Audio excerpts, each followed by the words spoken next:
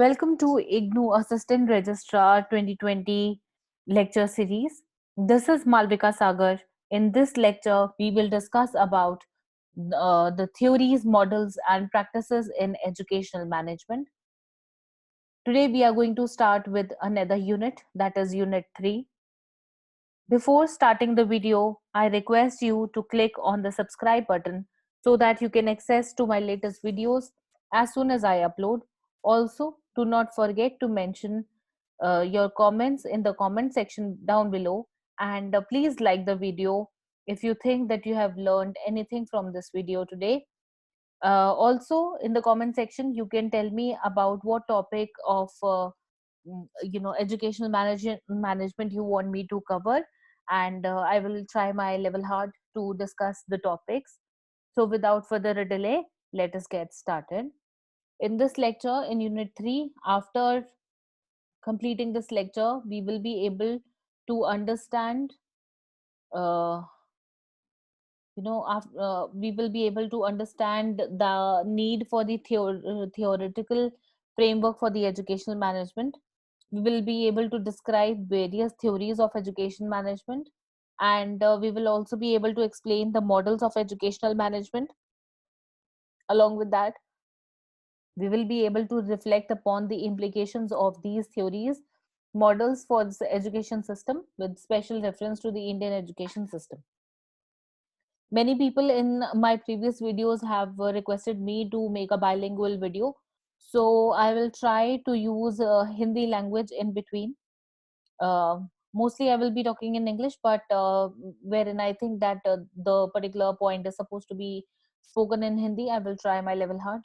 Also, when we talk about the MCQs, after finishing all the units, all the three blocks, I will be making some MCQs, out of all these units that we have already discussed.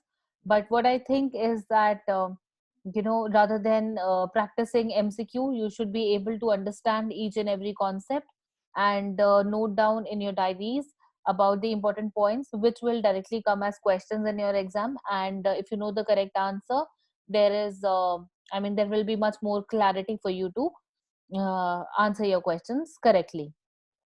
So let us start with our topic of the day, that is theoretical framework for the educational management.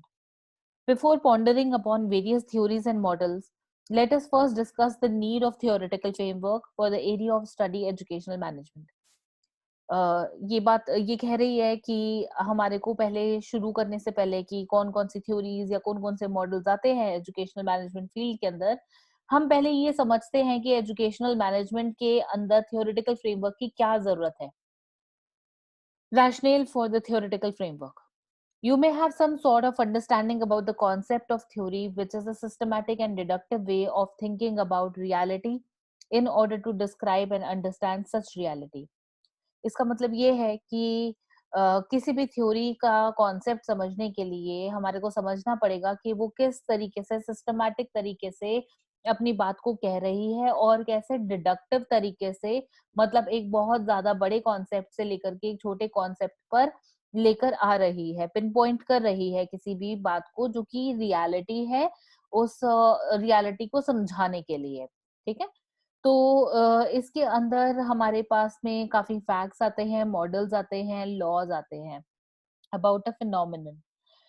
Many people do not understand the uses and importance of theory in administration. काफ़ी लोगों को समझ में नहीं आता है कि theory का क्या इम्पोर्टेंस है एडमिनिस्ट्रेशन के अंदर। तो जो ये क्वेश्चन है कि हमारे को थ्योरीज क्यों चाहिए, हमारे को एक कॉमन सेंस के ऊपर रिलाय करना पड़ता है या फिर हम एक्सपीरियंस को देखते हैं हमारे प्रैक्टिशनर्स की, तो उसमें क्या है कि हम ट्रायल एंड एरर मेथड को अडॉप्ट करते हैं। लेकिन अगर हमारे को थ्योरीज एंड मॉडल्स पता होंगे, तो हमारे पास में ऑलरेडी एक systematic deductive way of thinking रहेगा, जिसकी वजह से हम अपने कंक्लूजन्स या फिर सॉल्यूशंस की तरफ इजीली पहुंच सकते हैं, बजाय हिट एंड ट्रायल मेथड को यूज करने के। दे believe that it is all right in a theory, but it won't work in practice. ये अक्सर माना जाता है कि जो थ्योरी है, हाँ जी, बात करने के लिए तो बहुत अच्छी बात है, लेकिन ये प्रैक्टिकल वर्ल्ड में फिट नहीं होती या प्रैक्टिस करें तो ये प्रूव नहीं होती। ये इस तरीके के लोग जो ट्रायल एंड एरर मेथड को वो ज़्यादा प्रेफ़रेंस देते हैं, इस तरीके की सोच रखते हैं। In other words they believe that theory and practice are incompatible. ऐसे लोगों को ये भी लगता है कि जो थ्योरी है और जो प्रैक्टिस है वो आपस में कंपैटिबल नहीं है, आपस में एक-दूसरे के साथ नहीं जाती। थ्योरी सिर्फ़ किताबों में लिखने के लिए अच्छी होती हैं, लेकिन प्रैक्टिकल वर्ल्ड में थ्योरी का कोई बेस नहीं है, जबकि ये बात बिल्कुल गलत है। On the contrary, experts like Colardesi and Getzels in 1955 gave completely different view. ये दो लोगों ने 1955 के अंदर completely एक अलग अपना पर्सपेक्टिव सामने लेकर के आए थे और उनके हिसाब से जो थ्योराइजिंग है ये excessive exclusive property of laboratory और आइवरी टावर नहीं है. Everyone who makes the choices and judgments implies a theory in the sense that there are reasons for his action. उन्होंने एक बात ये बड़ी सिंपल सी कही है कि जो हम थ्योरी की बात करते हैं ये केवल लेबोरेटरी या फिर आइवरी टावर के अंदर ही सीमित रहने वाली चीज नहीं है. जो कोई भी इंसान किसी भी तरीके की जजमेंट या चॉइसेस बनाता है उसके पीछे हमेशा रीजंस रहते हैं उसके एक्शंस के लिए. So educational curricula and course contents of various program may differ from institution to institution depending upon their objective and philosophy. मतलब ये है कि जो एजुकेशनल करिकुला है उसके जो कोर्स कंटेंट है वो काफी सारे प्रोग्राम्स के अलग अलग हो सकते हैं और ये भी डिपेंड कर सकता है कि एक इंस्टीट्यूशन का प्रोग्राम और उसका सिलेबस अलग हो दूसरे इंस्टीट्यूशन से क्योंकि उसकी ऑब्जेक्टिव और फिलॉसफी अलग अलग हो सकती है. Foundation courses may include elements of economic, quantitative methods and organizational behavior. जो फाउंडेशन कोर्सेज हैं ये आप इसको एक ये ध्यान में रखिएगा ये एक इम्पोर्टेंट पॉइंट है. फाउंडेशन कोर्सेज में include elements of economic quantitative method and organisational behaviour.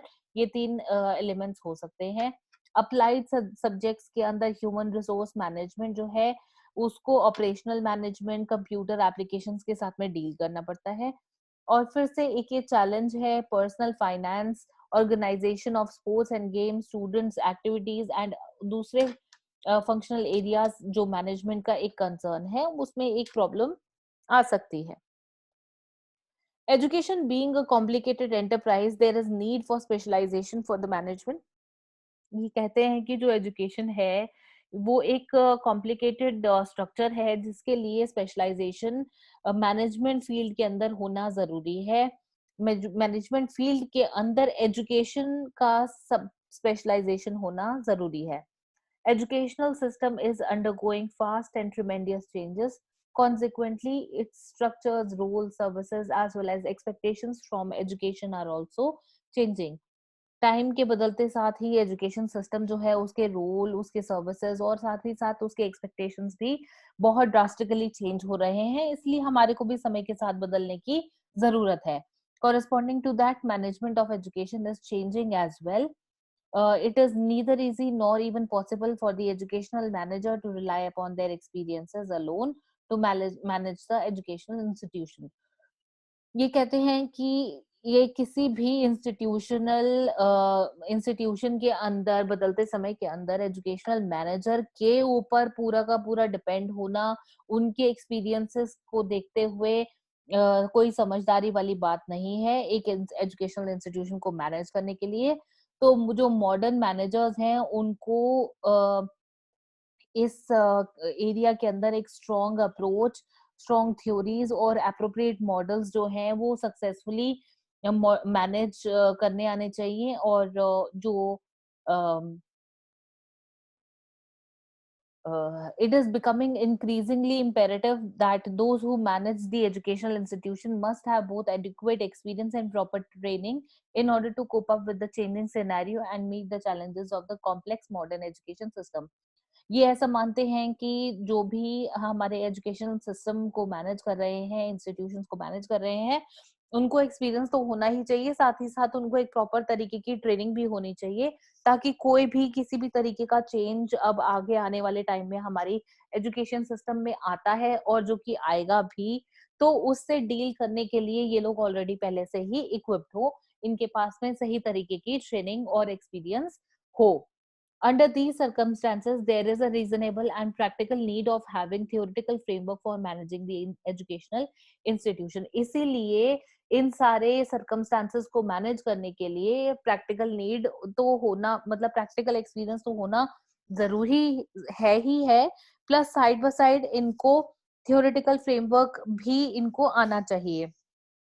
जो थ्योरी है वो किसी भी डिसीजन मेकिंग पावर को इनहैंस करती है, उसके लिए एक सही सूझबूझ का आपको एक शक्ति देती है। Quality of management of educational institution needs to be augmented with awareness of theoretical framework. Glaser and Strauss 1967 में अपने आर्ग्यूमेंट्स प्रेजेंट कर रहे थे और उन्होंने इस स्टेटमेंट को सपोर्ट करते हुए कहा था कि reliance on the facts as the sole guide to action is unsatisfactory because all the evidences requires interpretation. Theory provides mental models, Lithwood et al. In 1999, to help in understanding the nature and the effects of practice. Dependence on the personal experience and in interpreting facts and making decision is narrow because it discards the knowledge for others. Familiarity with the arguments and insight of the theorists enable the practitioners to deploy a wide range of experience and understanding in solving the problems of today, and while experience is being acquired. Experience may be particularly helpful. Experience may be particularly unhelpful as a sole guide to the action when the practitioner begins to operate in different contexts. Organizational variables may mean that the practice in one school or the college has little relevance in the new environment. A broader awareness of the theory and practice may be valuable as the manager attempts to interpret behavior in the fresh situation. Thompson in 1967 aptly sums up the importance of theory. Thomson ने 1967 में एक जो theory की importance क्या होती है उसको एक बड़े सही तरीके से समझाया है। ये इम्पोर्टेंट पॉइंट है, प्लीज इसको याद रखिएगा।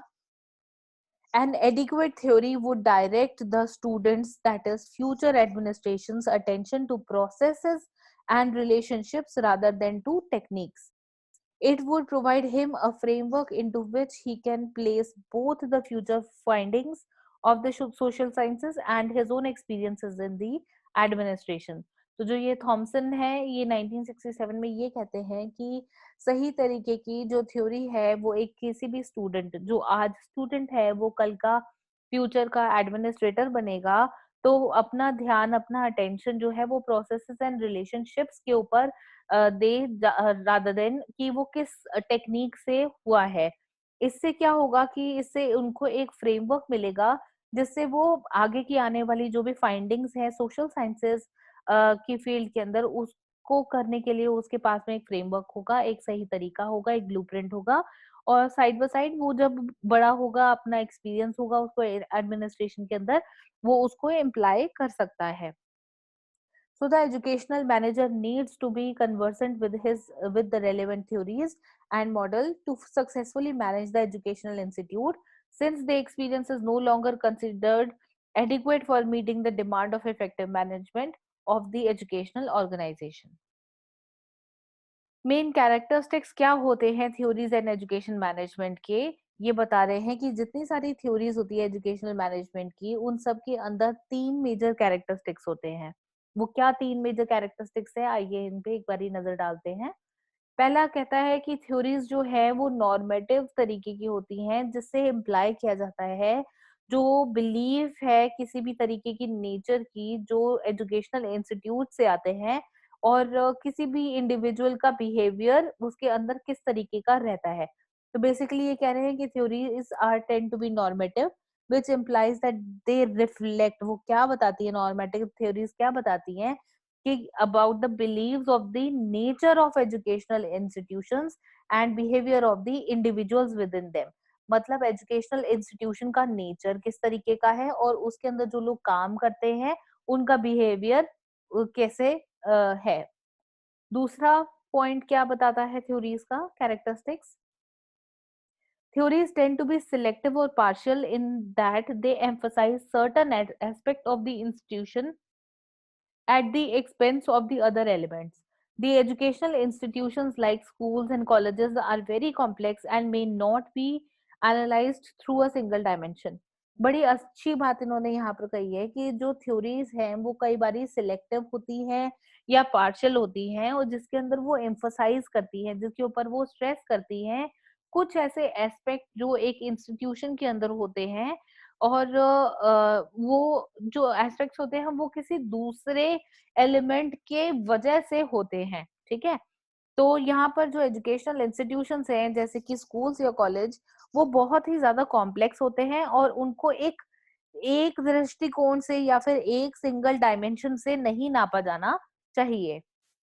तीसरा पॉइंट क्या कहता है कि theories of educational management are often based on और supported by observation of practice in educational institution. जो थ्योरीज हैं एजुकेशन मैनेजमेंट की, वो ज्यादा से ज्यादा थ्योरीज जो है वो ऑब्जर्वेशन, मतलब कोई भी इंसान किस तरीके से काम कर रहा है उसके ऊपर ऑब्जर्वेशन जो मेथड है वो यूज किया जाता है एजुकेशनल इंस्टीट्यूशन के अंदर। तो जो ज्यादातर जो थ्योरीज हैं उनका मेथड या मेथोडोलॉजी कह लीजिए ऑफ रिसर्च जो है वो ऑब्जर्वेशन ही है। आइए आगे पढ़ते हैं functions of theories of education management की। एक जो थ्योरीज हैं एजुकेशन मैनेजमेंट के अंदर उनका क्या फंक्शन रहता है, उनका क्या काम रहता है। Various scholars have discussed the major functions of the theories of educational management which are concisely given below. Theories are useful in, किस काम के अंदर आती है थ्योरी? पहला पॉइंट है creating adequate framework for the educational management in all it's faces. मतलब क्या है कि कोई भी अगर फ्रेमवर्क बनाना है किसी भी एजुकेशनल इंस्टीट्यूशन के लिए, तो ये एक फ्रेमवर्क देने में बहुत सहायक होती हैं। ये प्रैक्टिशनर्स को बहुत हेल्प करती हैं जो कि मैनेजमेंट को एक कॉम्प्लेक्स मैनेजमेंट को एक कॉम्प्लेक्स स्ट्रक्चर देखते हैं, और साथ में ही उनको अलग-अलग जो फैक्टर्स होते हैं उसको फिक्स आई मीन नहीं, नहीं, यहाँ पे ये कहना चाह रहा है कि it is helping the practitioners to view the management as a complex of simultaneously varying factors rather than a set of fixed factors और specific techniques.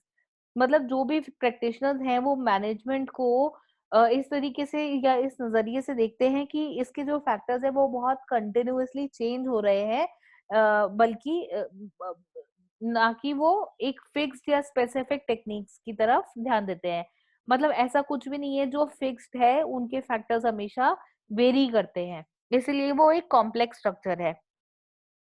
Providing general solutions, suggestions, or approaches to specific administrative situations, allowing the practitioners to incorporate and utilize the knowledge produced by several disciplines to gather facts about administrative issues and problems, providing the administrator with a conceptual framework for the collection and ordering of data, information, and observation of on management, suggesting the antecedent, consequent, and other dynamic relationship among the events, pointing to a problem, calling for a situation solution, and leading to suggestion that can motivate and guide the researcher in the field, clarifying a confusion situation by identifying the relationship between the elements की। Basically ये सब क्या बता रहे हैं कि ये किसी भी एडमिनिस्ट्रेटर को एक फ्रेमवर्क देता है, चाहे उनको डेटा कलेक्ट करना है, ऑर्गेनाइज करना है, ऑर्डर करना है, या कोई कहीं से भी इंफॉर्मेशन आ रही है या किसी भी तरीके का ऑब्जर्वेशन वो करना चाहते हैं मैनेजमेंट फील्ड के ऊपर, और उनके क्या रिलेशनशिप्स हैं अमंग कि भाई एक इवेंट हो रहा है या दूसरे इवेंट हो रहे हैं, उसके बीच में इनकी क्या डायनेमिक रिलेशनशिप्स हैं और या उसके क्या कॉन्सिक्वेंट चेंजेस आएंगे, और कोई भी अगर प्रॉब्लम है तो उसके लिए जो आंसर है या सॉल्यूशन है वो भी एक काम करता है थ्योरीज, जिससे कि आगे की आने वाले प्रॉब्लम्स हैं उसके लिए सजेशंस ऑलरेडी मिल जाता है और एक मोटिवेशन मिलता है एक रिसर्चर को उस फील्ड के अंदर। आइए नजर डालते हैं इस टॉपिक के ऊपर जो कि है theories of educational management. In this section of the unit in this section of the unit, the focus of our discussion is on various theories of education management as it has already been mentioned above that the educational management being still in its infancy borrowed its theories and models from the other areas of knowledge, mainly from the industry and commerce. Consequently, purview of these theories of educational management has turned out to be very wide. One of the on the one hand, we have to set up a theories for understanding the evolution of the subject, that is scientific theory, system theory, etc. And on the other hand, there is a cluster of theories dealing with the management of personnel involved in the system, example leadership theory, motivational theories, etc. There is no clear cut distinction or watertight compartmentalization between the two. Moreover, this distinction is neither feasible nor desirable. At this juncture, we attempt to discuss those theories which may facilitate in discerning the development of the educational management per se as a field of specialization. In addition, we will discuss the implications of these theories of management to educational system for its better understanding. पहले हम पढ़ते हैं classical theories of educational management पर, जो कि बोरो करी गई हैं मैनेजमेंट फील्ड से। जो क्लासिकल थ्योरीज है उसके अंदर जो फोकस है वो ब्यूरोक्रेटिक प्रिंसिपल्स ऑफ मैनेजमेंट के ऊपर है, ठीक है। द जो classical theories of management comprise of many theories that will focus on well defined bureaucratic principles of management.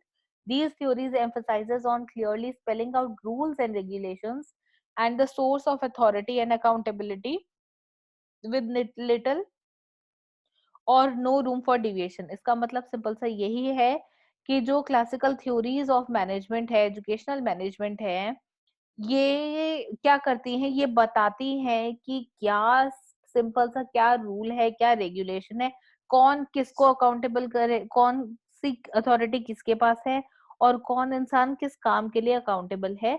और इसके अंदर डिविएशन बिल्कुल भी नहीं है, बहुत कम है। तो जो टेलर है 1856 1915 में उन्होंने प्रोपाउंड करी थी थ्योरी ऑफ साइंटिफिक मैनेजमेंट। तो प्लीज इसको इम्पोर्टेंट नोट पे लिख लीजिए, थ्योरी ऑफ साइंटिफिक मैनेजमेंट कौन से ईयर के अंदर प्रोपाउंड करी गई थी, 1911 के अंदर। और उनके हिसाब से management should be based on well recognised clearly defined and fixed principles instead of depending on more और लेस लेजी आइडियाज। तो अगर ये क्वेश्चन आता है कि ये इस तरीके से आ सकता है या मैच द फॉलोइंग में आ सकता है कि management should be based on well recognised clearly defined fixed principles instead of depending on more और लेस लेजी आइडियाज, ये किसने कहा था? तो आपके हिसाब से ये सही आंसर होगा, टेलर ने 1911 में कहा था, ठीक है।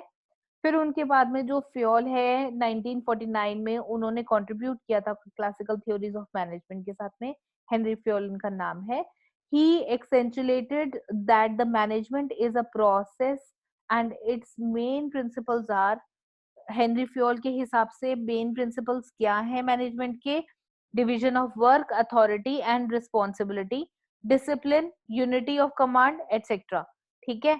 सो प्लीज इसको याद रखिएगा, ये भी एक इम्पोर्टेंट पॉइंट है। फ्योल 1949 ने क्लासिकल थ्योरीज में कंट्रीब्यूशन दिया था और उन्होंने कहा था कि मैनेजमेंट एक प्रोसेस है और उनके मेन प्रिंसिपल क्या है, पहला division of work, second authority, तीसरा रिस्पॉन्सिबिलिटी, चौथा डिसिप्लिन, पांचवा unity of command, which are applicable to all the types of organization and at all levels of hierarchy within an organization। इन्होंने कहा था कि ये सारी organizations के अंदर और सारे ही हायरार्की के लेवल्स के अंदर ये काम आएगा। So Davis, Follett, Gulick and Urwick also treated management as a process. इन चार लोगों ने भी मैनेजमेंट को एक प्रोसेस ही बताया था। Besides the scientific management and management processes theory, weber in 1947 further consolidated the classical theories with his bureaucratic theory। अब ये जो वीबर है 1947 के अंदर इन्होंने अपनी कौन सी थ्योरी निकाली थी मैनेजमेंट की, ब्यूरोक्रेटिक थ्योरी, ठीक है। उनके हिसाब से जो ब्यूरोक्रेसी है वो किस, it is characterised by the hierarchy of authority and change of command running through the organisation is running through the organization is administered through well defined rules, and individuals are assigned activities as fixed duties. Please इसको याद रखिएगा, ये भी एक बहुत important point है. वीबर ने bureaucratic theory निकाली थी 1947 के अंदर, और इनके हिसाब से जो ब्यूरोक्रेसी है वो क्या है, हायरार्की ऑफ अथॉरिटी है, और चेंज ऑफ कमांड है. ठीक है, कि किस तरीके से कौन इंसान किसको रिपोर्ट करेगा, और उनके पास में, हर एक इंसान के पास में क्या-क्या पावर्स जो है वो वेस्टेड है. ठीक है, और इन ऑर्गेनाइजेशन को कौन एडमिनिस्टर करेगा, हम किस तरीके से उसको एडमिनिस्टर करेंगे, थ्रू वेल डिफाइंड रूल्स. पहले से ही रूल्स को ले डाउन करा जाएगा, और जो इंडिविजुअल्स हैं उनको फिक्स ड्यूटीज और एक्टिविटीज जो हैं वो काम करने को मिलेगी. मतलब फ्लक्चुएट नहीं करेगा, आपको जिस काम के लिए एम्प्लॉय किया जा रहा है आप उसी काम के लिए आंसरेबल होगे. Across the world, including India, general administration, including the financial administration of educational institution, is by and large guided by the classical theories, which lay emphasis on the application of scientific principles to the organizational management, which is mainly involving the systemization of management processes along the hierarchical lines. ये एक यहाँ पर important point है कि जो financial administration है educational institution का, वो किस से गाइड किया जाता है, हमारी क्लासिकल थ्योरी से. ठीक है, सेकेंड थ्योरी हम पढ़ते हैं, human relation theory of education management.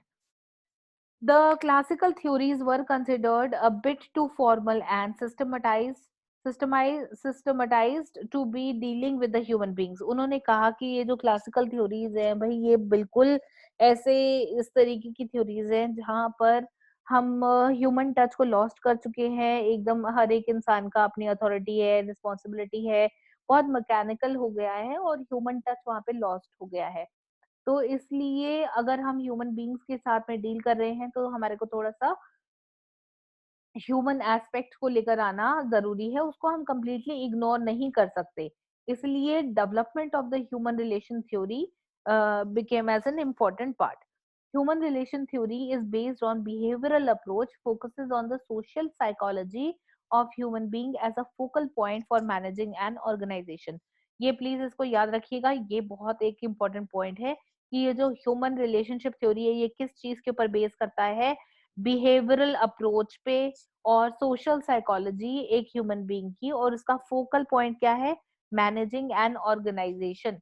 ठीक है, this approach was a result of how through experiments conducted in 1930 at the Western Electric Company by Mayo, Roethlis, Berger, and others. They concluded that the best results can be obtained from workers when motivation, group dynamics, morale, and social relationships are taken care of, and the principles of democratic and participative management are adopted by the manager.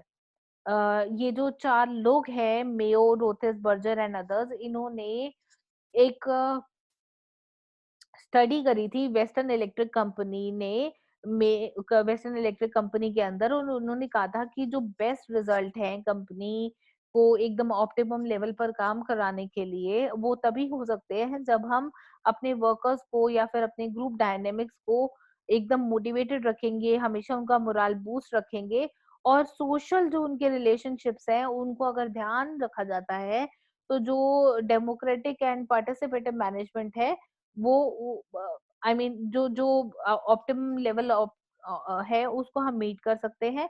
और ये किस चीज के principles के ऊपर था, ये principles of democratic and participative management के रूल्स के ऊपर इन्होंने रिसर्च करी थी. और ये सारे जो democratic and participative management techniques थी ये किसने करा था, मैनेजर्स ने इसको अडॉप्ट करा था.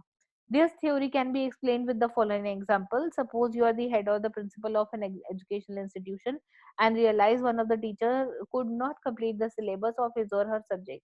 Now you may have two options. One, you follow the principles of scientific management and ask the teacher to complete the syllabus on mandatory basis, or the other option would be that you would discuss its repercussions for the student with him or her and take collective decisions for taking some extra classes.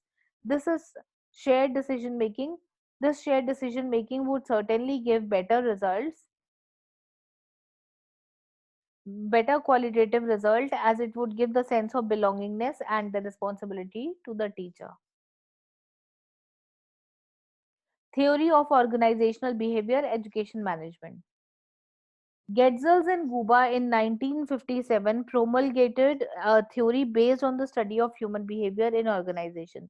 ये दो लोगों ने एक theory बनाई थी, theory को study किया था जिसके अंदर इन्होंने ह्यूमन बिहेवियर किस तरीके का होता है एक ऑर्गेनाइजेशन, इसके इन पैरामीटर्स को स्टडी किया था। उनके हिसाब से उन्होंने जो ऑब्जर्व किया था कि observed behaviour is a function of interaction between an organisational, organisational को हमने क्या वर्ड दिया है यहाँ पे, नोमोथेटिक एंड इंडिविजुअल या पर्सनालिटी आइडियोग्राफिक डायमेंशंस, ठीक है। Therefore, to understand the behavior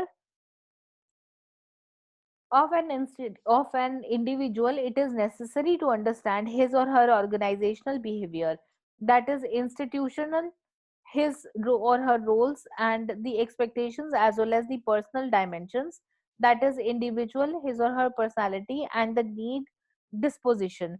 These interactions between the normative and personal dimensions are explicitly explained by in the following model developed by Getzels and Guba in 1957। इस model को ध्यान से देखिए, इसमें normative, nomothetic dimensions and personality, personal idiographic dimensions को explain किया गया है। ये बता रहे हैं कि एक सोशल सिस्टम होता है, उस सोशल सिस्टम के अंदर इंस्टीट्यूशन होता है और एक इंडिविजुअल होता है। अब जो इंडिविजुअल है वो उस इंस्टीट्यूशन के साथ में रिलेटेड होता है। इंडिविजुअल की खुद की एक पर्सनालिटी होती है और जब वो एक इंस्टीट्यूशन के अंदर काम करता है तो उसका एक पर्टिकुलर रोल होता है। वो उस रोल को अपनी पर्सनालिटी के हिसाब से निभाता है।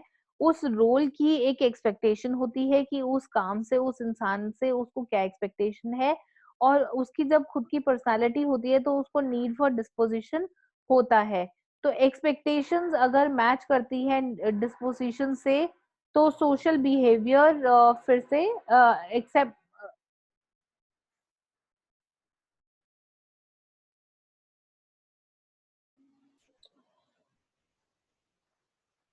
तो जो ये सोशल बिहेवियर होता है वो डिटरमाइन करता है कि क्या हमारा डिस्पोजिशन जो नीड है उसको मीट कर रहा है या नहीं। तो ये एक सिंपल सा मॉडल है जिसके अंदर दोनों नॉर्मेटिव, नोमोथेटिक डायमेंशन और पर्सनल आइडियोग्राफिक डायमेंशन को बड़े आसानी से एक्सप्लेन किया गया है।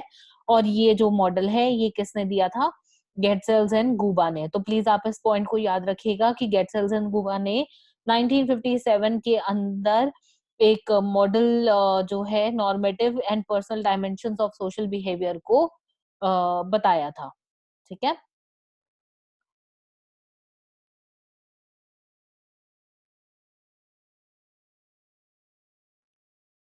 बर्नर्ड ने 1964 के अंदर इसको एक सिस्टम ओरिएंटेड या इफेक्टिव का नाम दिया है। और दूसरी ही तरफ जो पर्सनल डायमेंशंस हैं सेम टाइम पर उस बिहेवियर को उन्होंने पर्सन ओरिएंट और एफिशिएंट, पर्सन ओरिएंट या एफिशिएंट रिप्लेस किया है नाम से 1964 के अंदर, किसने, बर्नर्ड ने। The ideal manager is the one who is competent enough to strike a balance between both the roles and expectations of the organization, system oriented and so effective, as well as satisfying the personal needs of the individual, that is person oriented and so efficient. In the other words, the manager should have cognizance of the need for reconciliation of the organizational goals and the need for the individuals as well. मतलब ये है कि इस आसान शब्दों के अंदर कि एक इंसान को दोनों ही सिचुएशंस के अंदर अपने आप को बैलेंस करना पड़ेगा। उसकी खुद की क्या नीड्स हैं, उसकी खुद की क्या पोटेंशियल्स हैं और ऑर्गेनाइजेशन की क्या नीड्स है और रिस्पॉन्सिबिलिटीज हैं, उसको मैच करते हुए उसको अपना एक सही तरीके से इफेक्टिवनेस एंड एफिशिएंसी दिखानी पड़ेगी। तो अगर हम सिस्टम ओरिएंटेशन की बात करते हैं तो हम इफेक्टिवनेस की बात करते हैं, और अगर हम खुद से मतलब पर्सन ओरिएंटेशन की बात करते हैं तो हम एफिशिएंसी की बात करते हैं, ठीक है। आगे बढ़ते हैं theories of human management in organisation of educational management के ऊपर। Human management in an organization is another school of thought in educational management whose prime focus is on managing the human resources of the organization. जो HR होता है, जो human resource होता है, ये human management organisation के अंदर ये एक ऐसा डायमेंशन ऑफ स्टडी है या एक ऐसा स्कूल ऑफ थॉट है जो ये कहता है कि हमारे को हमारे ह्यूमंस जो काम कर रहे हैं एज अ रिसोर्स हमारी ऑर्गेनाइजेशन के अंदर, हमारे को उसको मैनेज करने की बहुत ज्यादा जरूरत है। इसके अंदर मैक ग्रेगर 1960 के अंदर उन्होंने प्रपोज करी थी दो थ्योरीज। नाम है theory X and theory Y for the management of people to achieve organisational goals which deals with a certain aspect of human nature. ठीक है, तो आप प्लीज इसको याद रखिएगा, ये भी एक इम्पोर्टेंट पॉइंट है। मैक ग्रेगर 1960 इन्होंने दो थ्योरीज प्रपोज करी हैं, theory X and theory Y. और ये क्या चीज है? Management for the people to achieve organizational goals which deal with certain aspect of the human nature। इसके क्या दो बेसिक assumptions है theory X and theory Y के, मैकग्रेगर ने जो बताए थे लिखे हैं। थ्योरी एक्स कहती है जो एवरेज ह्यूमन बीइंग है उसके average human being has inherent dislike for work and will avoid it if he can. कुछ ऐसे काम होते हैं जो हर एक इंसान को कभी ना कभी किसी ना किसी पॉइंट पर उसके अपने पर्सनल एक्सपीरियंसेस की वजह से उसको लाइक या डिसलाइक होता है। ठीक है, तो अगर उस किसी भी इंसान को कोई काम जो उसको पहले से ही नहीं पसंद और अगर उसको करने को दिया जाए तो वो अपनी पूरी पूरी कोशिश करेगा उसको अवॉइड करने की। ठीक है, because of this characteristic most people will be coerced, controlled, directed and threatened with punishment so that they will work towards the organizational goals। उनके इस कैरेक्टरिस्टिक की वजह से उनको क्योंकि काम असाइन किया गया है इसलिए उनको कंट्रोल किया जाएगा, उनको डायरेक्ट किया जाएगा उस पर्टिकुलर डायरेक्शन के लिए, या फिर उनको थ्रेटन भी किया जाएगा कि पनिशमेंट भी लग सकती है आपकी, ताकि ऑर्गेनाइजेशनल के गोल्स एंड ऑब्जेक्टिव जो है उसको मीट कर जाए, ताकि वो एक इंसान जो काम उसको असाइन किया गया है वो उस काम को करे। The average human being prefers to be directed, prefers security and avoid the responsibility। वो थ्योरी एक्स ये बताना चाहती है कि जो एवरेज ह्यूमन बींग्स होते हैं वो प्रेफर करते हैं कि उनको कोई डायरेक्ट करे, उनको कोई बताए कि एक्चुअली में उनको काम करना क्या है। अगर कोई उनको बताएगा कि हाँ जी आज का आपका ये काम है तो वो काम करके खत्म करेंगे। उनको सिक्योरिटी प्रेफर है, मतलब कि मेरी जॉब सिक्योर है, मेरे को सिक्योरिटी है, मुझे मेरी जान पे या मेरी नौकरी पर कोई खतरा नहीं होगा, मेरे को सैलरी टाइम पर मिल जाएगी। और वो लोग रिस्पॉन्सिबिलिटी को अवॉइड करते हैं कि उनको कोई भी एक्स्ट्रा रिस्पॉन्सिबिलिटी नहीं चाहिए। ठीक है, तो ये तीन जो हैं वो थ्योरी एक्स के हैं पर्सपेक्टिव। लेकिन थ्योरी वाई क्या कहती है कि जो फिजिकल वर्क और मेंटल वर्क है they are natural as play if they are satisfying. चाहे आप किसी इंसान से फिजिकली काम करवा लीजिए या अगर आप उनको दिमागी काम देते हैं, ये दोनों ही काम नेचुरल है। और अगर कोई इंसान जिसको काम करना पसंद है वो किन्हीं कामों के अंदर सेटिस्फैक्शन वो ढूंढ लेगा। Man will exercise self-direction and self-control towards an organization's goals if he is committed to them। इनके हिसाब से जो इंसान है अगर वो खुद ही से सेल्फ कंट्रोल्ड है, खुद ही से सेल्फ मोटिवेटेड है, तो उसको किसी और के डायरेक्शंस की जरूरत नहीं है, वो वेट नहीं करता किसी के भी डायरेक्शंस के लिए। वो अपना काम जानता है और वो अपने काम को करेगा ताकि ऑर्गेनाइजेशन के गोल्स को अचीव वो टाइम से कर सके। प्लस वो कमिटेड खुद से ही होता है, किसी और को उसको बताने की जरूरत या रिमाइंड कराने की जरूरत नहीं होती है। Commitment is a function of reward. The best rewards are satisfaction of ego and self actualization। ऐसे लोगों को जो कमिटमेंट है वो उनका खुद के लिए रिवॉर्ड होता है। और ये लोग अपनी ईगो जो है उसको सेटिस्फाइड रखते हैं और इनको जो लगता है कि सेल्फ एक्चुअलाइजेशन जो नीड होता है वो भी इनका सेटिस्फाइड रहता है। The average person can learn to accept and seek responsibility, the avoidance of it and emphasizes on security are learned and not to inherent characteristics, and creativity, ingenuity and imagination are rife among the people and do not occur only in a selected few, ठीक है। तो ये जो कह रहे हैं कि जो एवरेज पर्सन है वो सीखता है और एक्सेप्ट करता है रिस्पॉन्सिबिलिटी लेना, और फिर उसके बाद में ये अवॉइड करता है सिक्योरिटी को या फिर कुछ इनहेरेंट कैरेक्टर्स जो होते हैं इसके, जो क्रिएटिविटी होती है, इंजेन्युइनिटी होती है और इमेजिनेशन होती है, ये ऐसे लोगों के बीच में आती पाई जाती है, और हर किसी के अंदर ये नहीं होती है।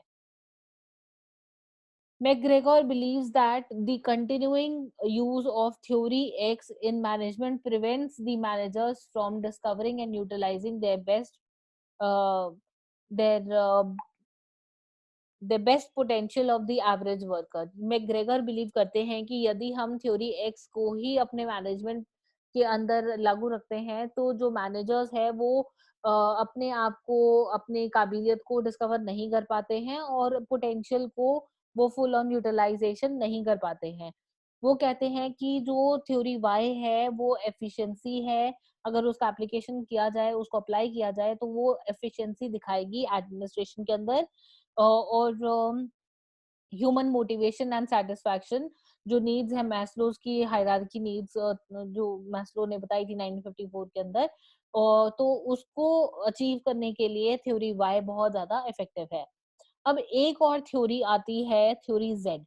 विलियम आउची 1982 के अंदर उनको क्रेडिट किया गया है with the development of theory Z, which is the result of his examinations of higher producing companies of America and Japan. Although theory Z is an extension of theory X and theory Y, yet there is a fundamental difference. Theory X and theory Y focus on the personal leadership styles, while theory Z focuses on the culture of the entire organisation. देखिए यहाँ पर एक ये main बात है कि जो theory Z है वो किसके पैरामीटर या क्या आइडियोलॉजिकल डिफरेंस है। Theory X and theory Y personal leadership की स्टाइल्स के ऊपर बात करती है, जबकि थ्योरी जेड कहती है कि एक ऑर्गेनाइजेशन का कल्चर कैसा होना चाहिए, ठीक है। तो वो जो ऑर्गेनाइजेशन का कल्चर है वो बिहेवियर इंडिविजुअल्स के स्पेसिफिकली इम्पैक्ट करता है मैनेजिंग, किसी भी ऑर्गेनाइजेशन को मैनेज करने के लिए। थ्योरी जेड जो है वो डिफरेंस बताती है कि ऑर्गेनाइजेशनल कल्चर में कैसे कैसे होना चाहिए और किस तरीके से पूरी ऑर्गेनाइजेशन को मैनेज करना चाहिए।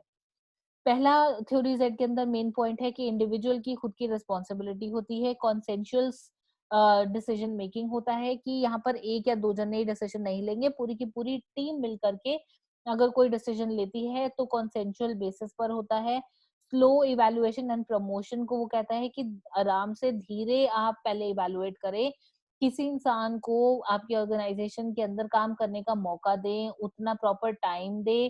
कई बारी सिचुएशंस और सर्कमस्टांसेस ऐसे होते हैं कि इंसान का आउटपुट 100% नहीं आ पाता, तो इसमें कोई घबराने वाली बात नहीं है, एकदम से उसको नौकरी से नहीं निकालना चाहिए या फिर उसके ऊपर डिसीजंस नहीं देने चाहिए। या कई बारी इंसान बहुत ज्यादा अच्छा एक पर्टिकुलर टाइम पीरियड के अंदर काम करता है तो उसको इतनी जल्दी प्रमोशन भी नहीं करना चाहिए। तो स्लो इवैल्यूएशन एंड प्रमोशन का टेक्निक देना चाहिए, ताकि आपको देखना चाहिए कि एक इंसान आपकी ऑर्गेनाइजेशन के अंदर काम किस तरीके से कर रहा है, क्या वो टिक रहा है या चला जा रहा है छोड़ करके। तो इसलिए slow evaluation and promotion technique theory Z propose करती है। एक्सप्लिसिट मेजर्स ऑफ परफॉर्मेंस को प्रपोज करती है, और commitment to all the aspect of employees life including family life. मतलब ये कहती है कि आपको एक एम्प्लॉय की लाइफ जो है प्लस उसकी जो फैमिली लाइफ है उसको भी आपको ध्यान में रखना चाहिए as an organisation. The aforementioned facets are considered important to create conducive milieu for greater commitment, motivation, and productivity from the workers. Prevalence of implication of these theories may be seen in the various levels of educational institute. When we work upon the deterioration of the quality of education, theory X can be seen at the backdrop. When we see the envisage the qualitative improvements in the education system, theory Y is there, and theory Z may be seen as the main tool for bringing out the qualitative improvement. जब हम proper तरीके से qualitative improvement किसी भी educational system या organisation की बात करते हैं तो थ्योरी जेड वहां पर बहुत ज्यादा इंपॉर्टेंट रोल प्ले करती है, क्योंकि वो पूरी की पूरी ऑर्गेनाइजेशन के कल्चर के बारे में बात कर रही है। थ्योरी वाई से क्वालिटेटिव इम्प्रूवमेंट होता है, लेकिन थ्योरी Z, अगर हम थ्योरी X की बात करें, तो अगर कोई इंसान या क्वालिटी ऑफ एजुकेशन का जो इंस्टीट्यूशन है, उसकी क्वालिटी ऑफ एजुकेशन अगर वो गिर रही है, इसका मतलब सिंपल सा यही है कि वहाँ का कल्चर या वहाँ की प्रैक्टिस, जो आइडियोलॉजी है, वो थ्योरी एक्स की है। ठीक है? तो ये थे हमारे theory X, theory Y and theory Z. Contingency and situational theories को हम अपने अगले लेक्चर के अंदर डिस्कस करेंगे। आज के लेक्चर के लिए इतना ही। अगर आपको मेरा ये लेक्चर आज का पसंद आया हो, तो मेरी आप सब लोगों से रिक्वेस्ट है कि प्लीज मेरे सब्सक्राइब बटन पे क्लिक करिए, मेरे चैनल को सब्सक्राइब कर दीजिए। अपने कमेंट सेक्शन बॉक्स के अंदर मेरे लिए कमेंट छोड़ करके प्लीज जाइएगा, ताकि मुझे पढ़ करके समझ में आए आपको मेरा पढ़ाया हुआ अच्छा लग रहा है या नहीं लग रहा है, या आप चाहते हैं मैं किसी और तरीके से आपको समझाऊँ, तो मैं वो भी अपनी पूरी कोशिश करूँगी। और प्लीज़ आप मेरी इस वीडियो को लाइक करें एंड अपने फ्रेंड्स के साथ में शेयर करें, ताकि जो लोग भी इस असिस्टेंट रजिस्ट्रार वाले एग्ज़ाम के लिए प्रिपरेशन कर रहे हैं, ये कंटेंट उनके लिए जेन्युइनली बहुत ज़्यादा इम्पोर्टेंट है और आपका सिलेबस पूरा यही है। इसलिए मेरी आप सभी लोगों से रिक्वेस्ट है कि आप लोग प्लीज़ सब्सक्राइब कर दीजिए मेरे चैनल को, और लाइक बटन पे प्लीज क्लिक कर दीजिएगा। मेरी वीडियो को लाइक करिए, कमेंट करिए और मुझे जरूर बताइए कि आपको मेरी वीडियो कैसी लगी। मिलते हैं हम अपने अगले लेक्चर के अंदर, जो कि जिसके अंदर हम डिस्कस करेंगे कंटिजेंसी एंड सिचुएशनल थ्योरीज के बारे में। Thank you so much for watching. Have a very good day.